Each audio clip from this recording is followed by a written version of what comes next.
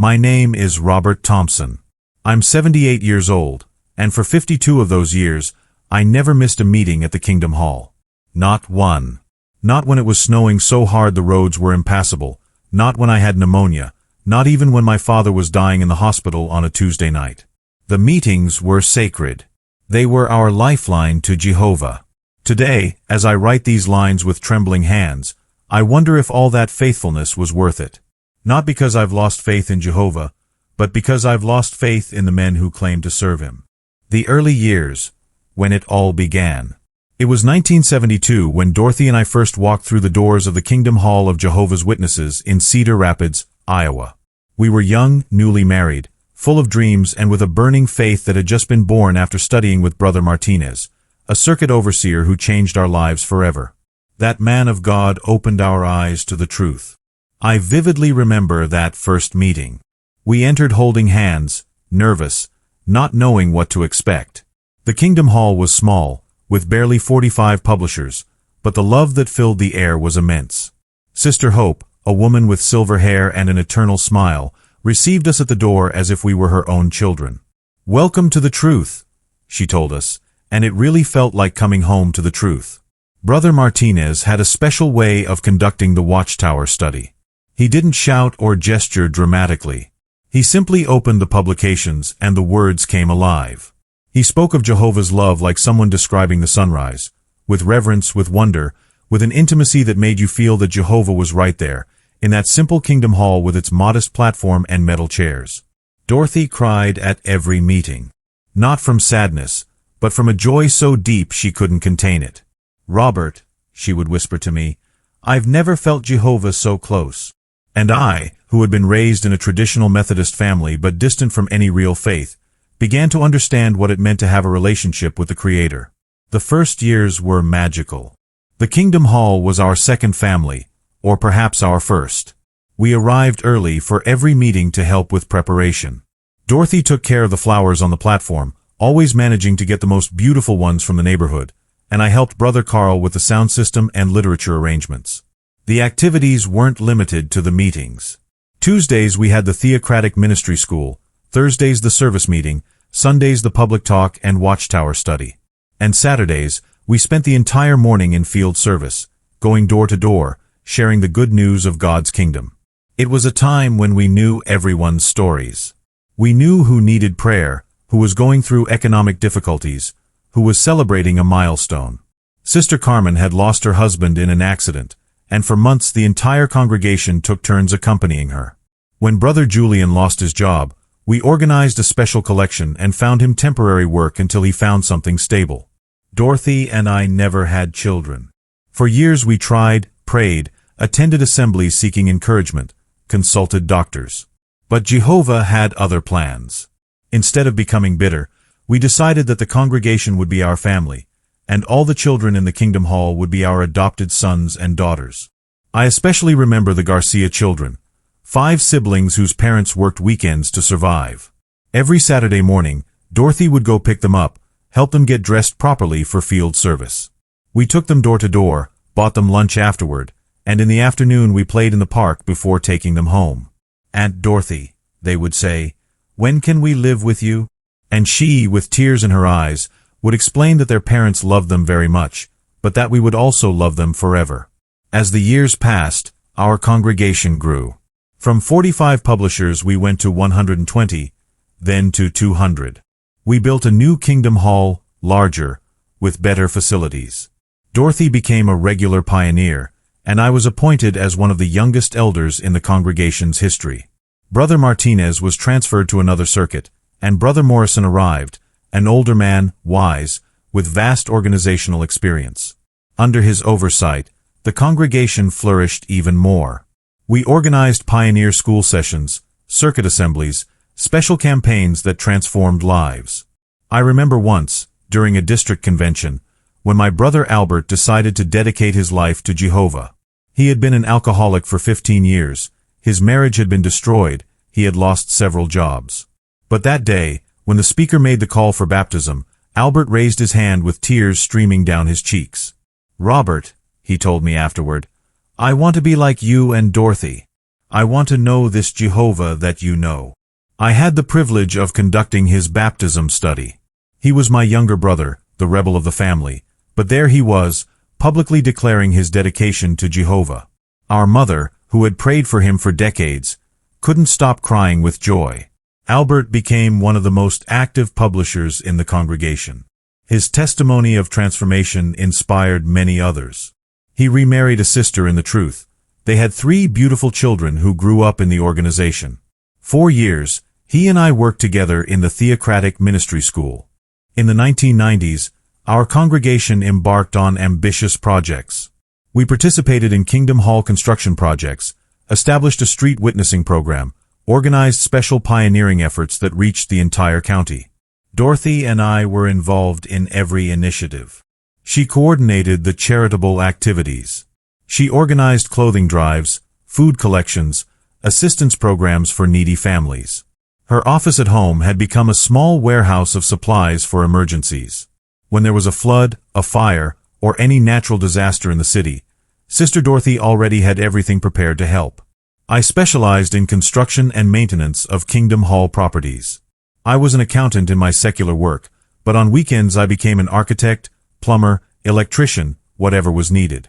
I supervised the construction of the new Kingdom Hall, oversaw renovations to the auxiliary classrooms, designed the lighting and sound system we used for more than a decade. Brother Thompson, Brother Morrison would tell me, you and Sister Dorothy are pillars of this congregation. I don't know what we would do without you. And we felt honored to serve. We didn't do it for recognition, but because we genuinely loved our spiritual family. Every brick I laid, every wire I installed, every activity Dorothy organized, was done with love and dedication, as an offering to Jehovah. The first subtle changes began in the early 2000s. Brother Morrison was reassigned, and Brother Jenkins arrived, a younger man, with more modern ideas about how the organization should function locally.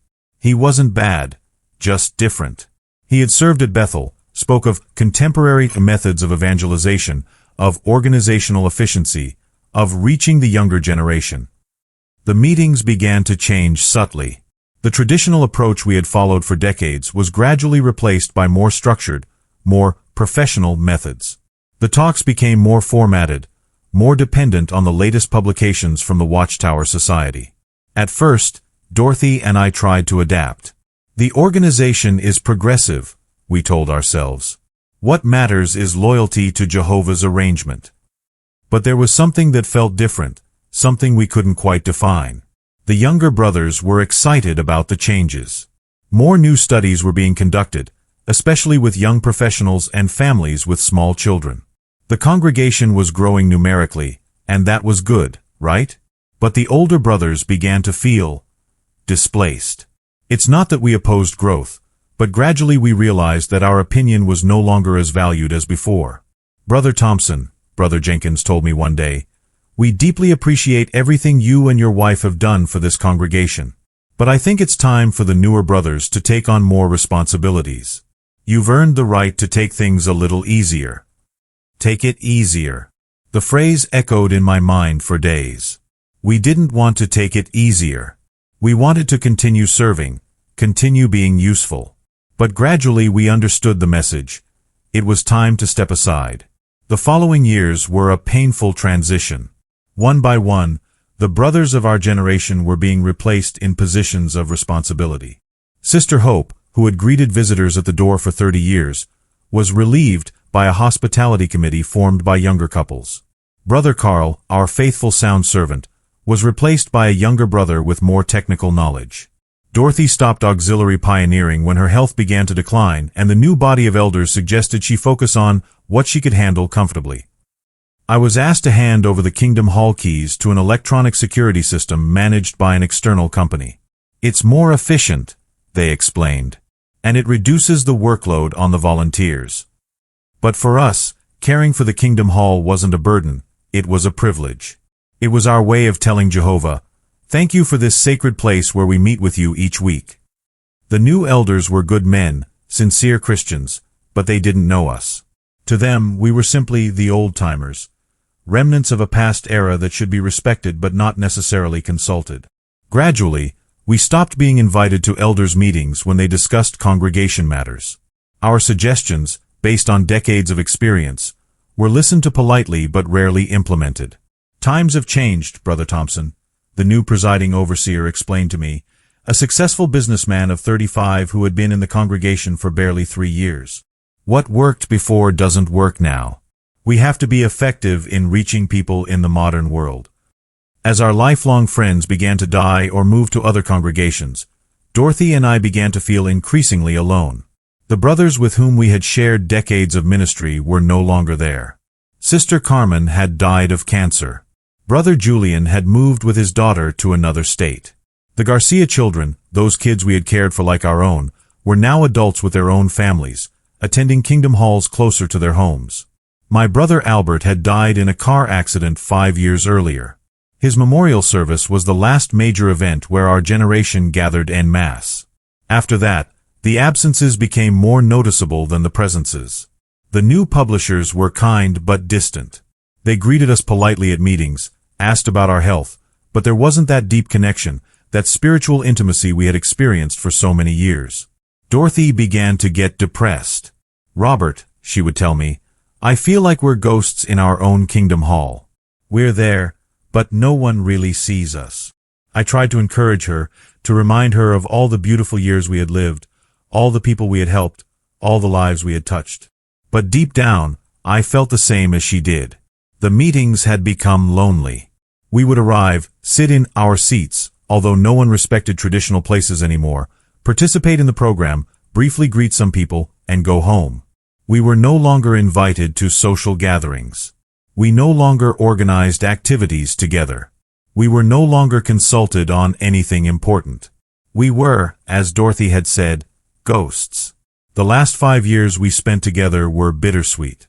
On one hand, we had more time for ourselves, to study, to pray, to enjoy small domestic pleasures. But on the other hand, we intensely missed the feeling of being needed, of being an active part of something greater than ourselves. Dorothy developed diabetes, then heart problems. She began to occasionally miss meetings when she felt unwell. At first, some brothers asked about her, but over time, her absence became normalized. "No one asks about me," she complained. Before, if someone missed a meeting, the entire congregation worried. Now I can be absent for weeks and no one notices. I tried to compensate with my constant presence. I kept arriving early, staying late, helping wherever I could. But gradually I realized that my help was no longer really needed. They had more efficient systems, more modern equipment, younger and more energetic brothers. Brother Jenkins was reassigned, and Brother Rodriguez arrived, a younger man, dynamic, with a degree in business administration. He had experience in congregation organization and spoke of optimization and strategic planning. I expected that my decades of experience would be valuable to the new administration, but soon I realized that to Brother Rodriguez, I was simply part of the previous arrangement that he needed to handle diplomatically. In the last year of her life, Dorothy became seriously ill. What began as constant fatigue turned into a series of medical complications that gradually weakened her. We spent months going back and forth to the hospital. For the first time in decades, I began to miss meetings regularly to care for her. Sometimes I managed to bring her to the Kingdom Hall in a wheelchair, but it was evident that it was increasingly difficult for her. During those difficult months, I expected the congregation to mobilize as it had in the past when someone was sick. I expected regular visits, prepared meals, offers of practical help. Some people were genuinely supportive. Brother Gonzalez, one of the few brothers from our generation who remained, visited us weekly. Some of the younger sisters prepared food occasionally. Brother Rodriguez came to pray with us twice. But it wasn't like before. There wasn't that massive mobilization, that unconditional support network that characterized our spiritual family in past decades. People had their own busy lives, their own problems, their own priorities. "Robert," Dorothy would tell me in her moments of greatest weakness, "do you remember when Brother Martinez was hospitalized? The entire congregation organized to support his family. Where are those people now?" "Times have changed, love," I would respond, though in my heart I felt the same bitterness she did. Dorothy's last weeks were especially difficult. The doctors told us there was nothing more they could do, that it was a matter of days or weeks. We decided she would spend her final moments at home, surrounded by memories of a lifetime together. I set up a hospital bed in our living room, surrounded it with her favorite flowers, played soft music from the kingdom songs she loved so much. I spent nights awake, holding her hand, reading her psalms, remembering the beautiful moments we had shared. "Robert," she told me one of those nights, "promise me you'll keep going to the meetings when I'm gone." "Why are you asking me that?" I asked. "Because I know you'll be tempted to drift away. I know you feel like they don't need us anymore, that we're forgotten. But Jehovah is still the same, even when people change." I promised her I would remain faithful, though in my heart I already felt resentment growing. During those last weeks, very few people from the Kingdom Hall visited us. Brother Rodriguez came once more, prayed with us, spoke to us about the resurrection hope as if we weren't Christians of a lifetime. Some brothers sent cards of encouragement or offered to bring food, but the response was much less than I had expected. 52 years, Dorothy murmured.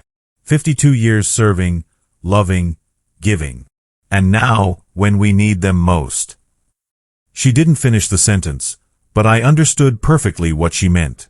Dorothy died on a Tuesday morning, while I was reading her favorite psalm, the 23rd.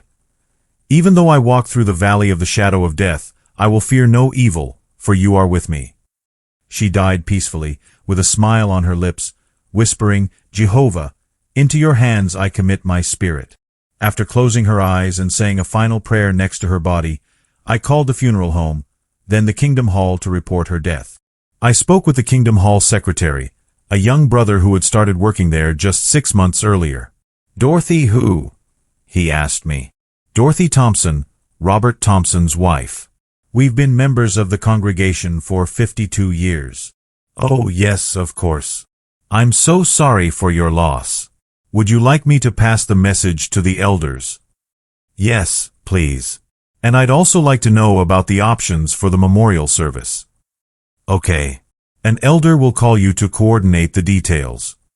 Brother Rodriguez called me that same afternoon. He was respectful, professional, but distant. We talked about available schedules, costs of using the Kingdom Hall, logistical details. "Are you expecting many people for the service?" he asked me. The question took me by surprise. "Well, we've been active members for more than 5 decades. I suppose. I hope the congregation will want to say goodbye to her." "Of course. I just need to know to calculate the necessary space." We chose a Saturday afternoon for the service, after the Watchtower study. I thought it would be more convenient so brothers could attend without scheduling problems. The days between Dorothy's death and the memorial service were surreal. I spent hours on the phone contacting distant relatives, old friends, some brothers from the congregation I remembered. Many numbers no longer worked. Many people had died. Many others lived too far away to travel. I prepared a photo album with images from our entire life together. Our wedding, our first years at the Kingdom Hall, the construction projects we had worked on, the assemblies, the missionary activities, the baptisms, the celebrations. I wrote a biography of Dorothy to be read during the service, highlighting her life of service, her love for the truth, her tireless generosity, her unshakable faith. The funeral home prepared everything professionally. The arrangement was beautiful, the flowers were perfectly arranged, everything was ready to honor Dorothy's memory with dignity. On Friday night, before the service, I went to the Kingdom Hall to verify that everything was in order. The place looked beautiful. The lights were perfectly adjusted, the sound system worked well, the chairs were organized to receive the attendees.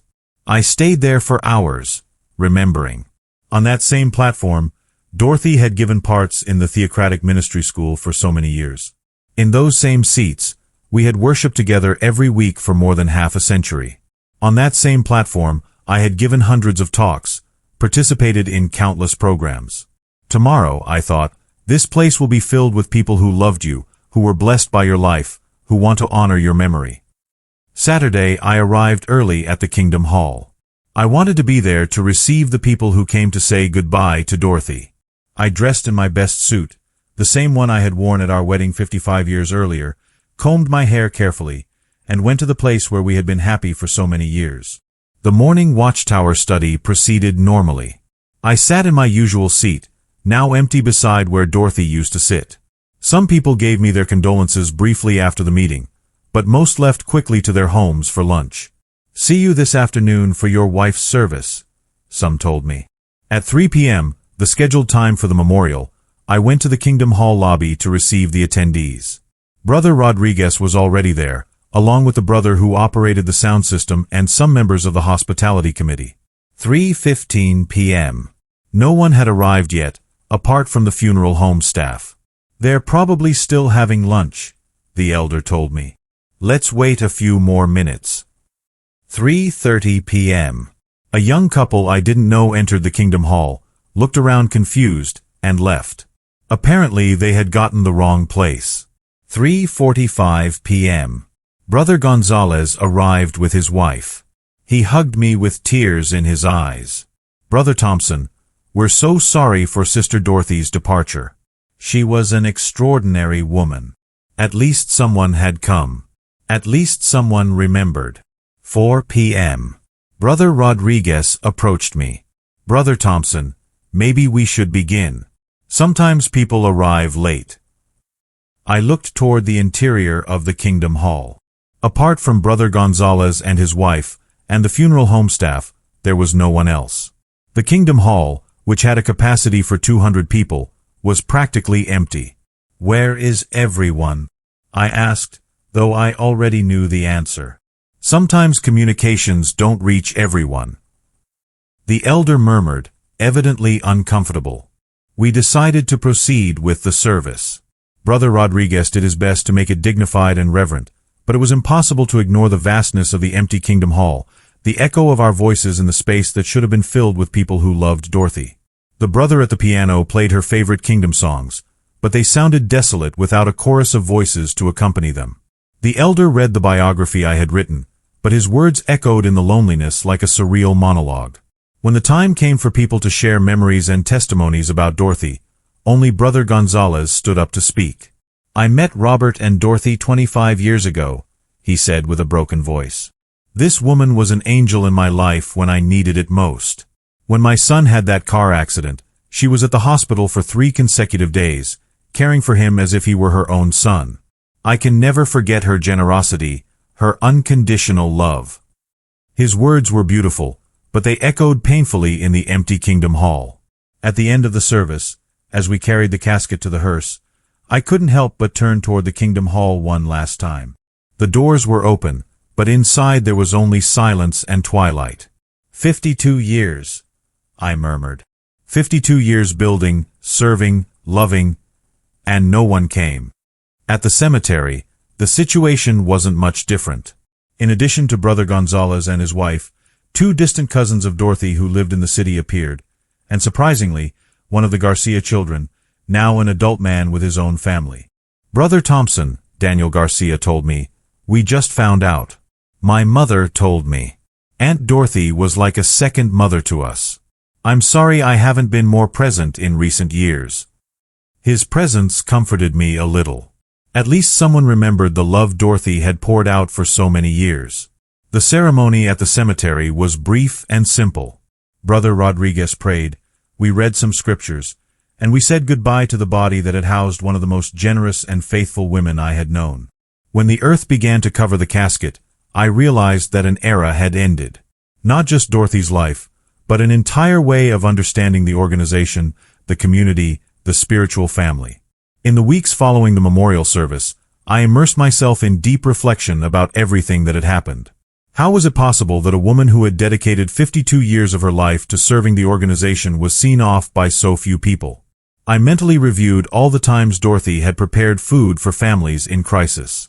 I remembered the countless hours she had spent in field service, visiting interested ones, organizing charitable activities. I thought of all the time she had cleaned the Kingdom Hall, prepared for special events, coordinated relief efforts. Where were the people whose lives had been touched by her generosity? Where were the children she had cared for like her own? Where were the sick she had visited, the families she had helped? Gradually, I understood what had happened. The new generation of the congregation simply didn't know our story. To them, we were the old-timers, people who had been there since they arrived, but whose contribution and sacrifice had never been really explained or valued. The current elders had never taken the time to tell the stories of the past, to honor those who had built the foundations on which they now served. In their eagerness to be progressive and efficient, they had disconnected the community from its own history. During the following months, I struggled with the promise I had made to Dorothy to keep attending meetings. Every meeting was emotional torture. I sat alone in our usual seats, surrounded by people who treated me with polite indifference. The new kingdom song sounded strange to me, the new procedures seemed superficial, the new elders completely ignored me. It was like being a stranger in my own spiritual home.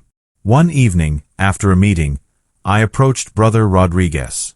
"Brother," I said, "I think it would be valuable for the congregation to know something of its own history. We could organize a presentation about the pioneer members, about how this kingdom hall was built, about the people who sacrificed so much so you could have this beautiful place." He looked at me with a polite but distant smile. "It's an interesting idea, Brother Thompson. Let me think about it, and I'll discuss it with the body of elders." He never mentioned it again. The last attempt. I decided to take the initiative myself. I began collecting old photographs, historical documents, written testimonies from the early years of the congregation. I spent weeks organizing everything into a presentation that would show the rich history of our congregation. I prepared a formal proposal to present it during an elders' meeting. I wanted it to be a special event, maybe during a circuit assembly, where we could honor the pioneers and educate the new generations about their spiritual roots. When I arrived at the elders' meeting, I noticed I was the only brother from my generation present.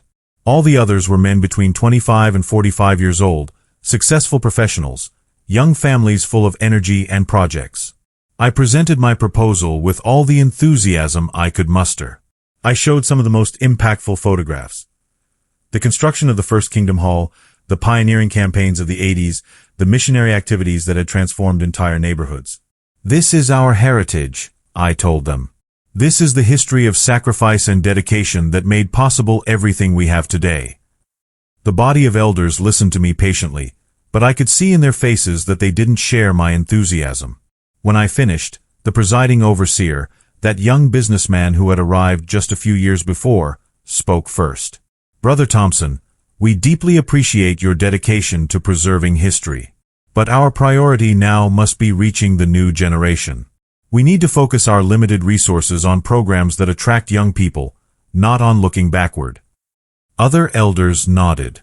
They spoke of the need to be visionary, to project toward the future, not to get trapped in the past. "Maybe," suggested the service overseer, a 30-year-old man, "we could do something small, like a photo display in the lobby. But dedicating an entire assembly to history. I don't know if people would be interested." My proposal was politely rejected. That night, walking home after the meeting, I had a painful but crystal clear revelation. For the current organization, Dorothy and I weren't heritage to honor, but obstacles to overcome. We weren't valuable history, but a past that got in the way. I understood that in their rush to be modern, to grow numerically, to attract new generations, they had decided that relics of the past, like us, had no place in their vision of the future. It wasn't malice, it was worse. It was indifference. It was the unconscious cruelty of those who don't take the time to know the stories of sacrifice on which they build their successes. I got home and sat in the chair where Dorothy used to study while listening to kingdom songs. I looked at the photographs covering the walls. Decades of memories, service, love given without reservation. "Dorothy," I whispered, "I think I understand now why no one came to your memorial service. For them, we had already died years ago. They just hadn't realized it." From that moment, I decided I would fulfill my promise to Dorothy in a different way. I would continue being faithful to Jehovah, but I could no longer be faithful to an organization that had decided my story didn't matter. I began staying home during meetings.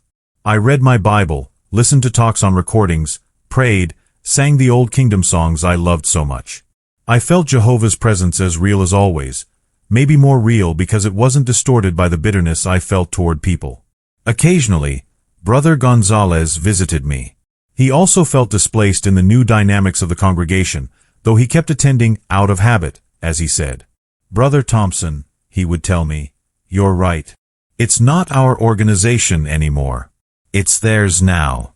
And it's not necessarily wrong for it to be that way, but it hurts that they don't recognize what you did. Daniel Garcia also began visiting me occasionally. His presence comforted me because it represented a real connection to Dorothy's legacy. "Brother Thompson," he told me once, "I want you to know that my youngest sister decided to study social work because she always remembered how Aunt Dorothy cared for people. Her example is still alive, even if the organization doesn't recognize it." Those words were like balm for my wounded soul. After several weeks of my absence, Brother Rodriguez began calling me on the phone. "Brother Thompson, we miss you at the meetings. Are you feeling well health-wise?" "I'm fine, brother.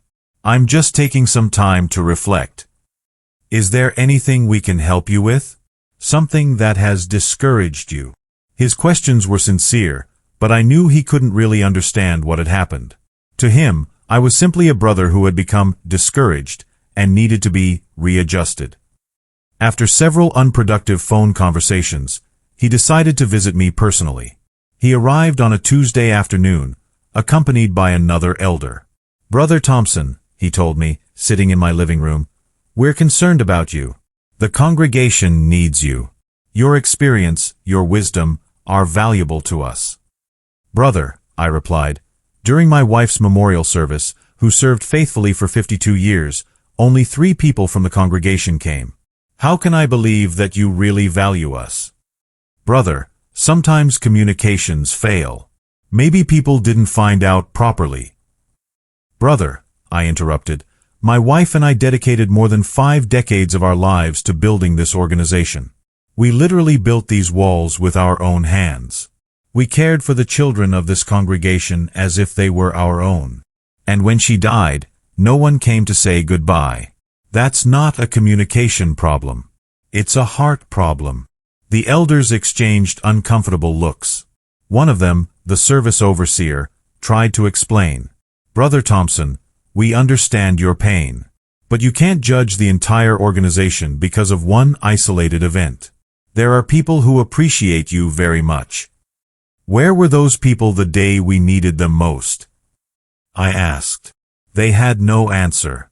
That night, after the elders' visit, I sat down to write a letter that I never had the courage to send. In it, I poured out all my pain, all my frustration, all my disappointment. I wrote it as a form of catharsis, as an attempt to put into words the emptiness I felt.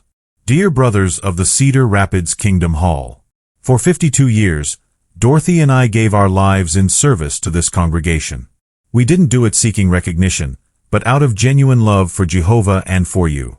We built this Kingdom Hall brick by brick, financed programs with our own resources, cared for your children as if they were ours, visited your sick, comforted your grieving, celebrated your joys. When Dorothy died, I expected the community we loved so much to mobilize to honor her memory.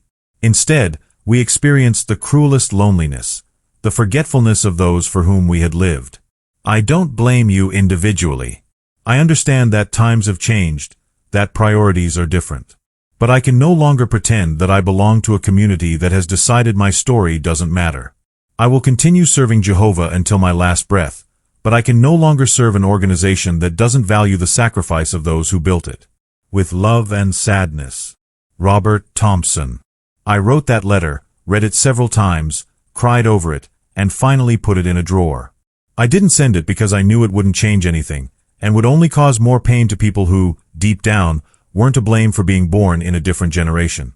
As the months passed, my pain began to transform into something different. It didn't disappear, but it became less acute, more reflective. I began to value the beautiful memories above recent disappointments. I remembered Saturday afternoons when the entire congregation would gather at someone's house to share meals and testimonies. I remembered the district conventions where we saw young people dedicate their lives to Jehovah. I remembered the pioneering campaigns where entire families came into the truth. I especially remembered Dorothy conducting Bible studies with interested women, her face illuminated as she helped them understand Jehovah's purposes. I remembered her laughter when some child would make a mistake during a meeting part, but would continue participating with enthusiasm. "That's how paradise must sound," she would always tell me. Like children participating with all their heart. In time, I also began to understand that maybe my perspective wasn't completely fair. The new generation of the organization hadn't deliberately decided to forget us. They had simply arrived at an established community, had assumed it had always been that way, and no one had ever taken the time to tell them the stories. It was like moving into a beautiful house without knowing the history of those who built it. You could value the house without necessarily valuing the builders, not out of malice, but out of ignorance. The problem wasn't just theirs. It was also ours, the veterans, who had never insisted enough on transmitting our history. We had assumed that our silent example would be enough, that our years of service would speak for themselves. But actions without narrative are forgotten. Sacrifices without stories become invisible. Young generations need to be told where they come from, on what foundations they are building their dreams. A year after Dorothy's memorial service, Daniel Garcia visited me with news that moved me deeply. "Brother Thompson," he told me, "I wanted to tell you something. My youngest daughter, who is 8 years old, asked me the other day about the lady who took care of children at the Kingdom Hall when I was little. I told her about Aunt Dorothy, about how she would help us get ready for meetings, buy us new clothes, take us in field service." "And what did she say?" I asked. "She said she wanted to be like Aunt Dorothy when she grew up. That she wanted to take care of children who didn't have their parents on weekends." Tears ran down my cheeks. Dorothy's legacy was still alive, not in the official programs of the organization, but in the heart of a girl who had never even met her. "Brother Thompson," Daniel continued, "I've been talking with some of the other brothers, and we'd like to organize a special day in memory of Dorothy. Not a formal meeting, not something from the platform. Just a gathering, stories, photos, laughter. We want the younger ones to know who she was. And who you are." For a moment, I couldn't speak. The years of disappointment, the quiet grief, the unsent letter, all of it seemed to melt in that single gesture. Not because it erased the pain, but because it acknowledged it. "I don't know what to say, Daniel." "You don't have to say anything, brother. Just come. Let us carry a bit of the weight this time." The gathering. 2 weeks later, I walked into the Kingdom Hall, not for a meeting, but for something that felt more sacred, memory. The multipurpose room was filled with brothers and sisters of every age. Someone had printed old photographs and pinned them to the bulletin board. Children ran between chairs, some wearing outfits Dorothy had once bought for their parents. Daniel stood and welcomed everyone. Today isn't about doctrine. It's about honor. It's about remembering a woman who taught us what love looks like when it's quiet, consistent, and sacrificial. They passed the microphone. Stories flowed, some funny, some heartbreaking. A sister told how Dorothy had slipped food into her bag every week during a hard winter. An elder recalled how Dorothy had comforted his wife during a miscarriage. A teenager stood up and said, "I never met Sister Dorothy, but I wish I had." When they offered me the microphone, I hesitated. Then I stood and looked at them, not at an organization, but at people. Flawed, forgetful, sincere, and growing. "Thank you," I said simply. Not for remembering Dorothy, but for finally letting her be known. I didn't rejoin the field ministry. I didn't start commenting again. But I did return, in my own way. Not to the routines or expectations, but to the community. I started visiting the sick again. Not out of obligation, but because I knew what it meant to be forgotten. I shared stories with the young ones, not to glorify the past, but to give roots to the present. I also framed that letter I never sent. I hung it in my study. Not as a wound, but as a witness. A testimony that even disappointment can bear fruit if it's met with humility and time. Dorothy's picture stands beside it. And every now and then, a child from the congregation visits and asks, "Who is that?" I smile and tell them, "That's Aunt Dorothy. She helped build this house. And she'd be so proud of how you're living in it now." And that, more than recognition, more than apologies, became the healing I didn't know I was waiting for.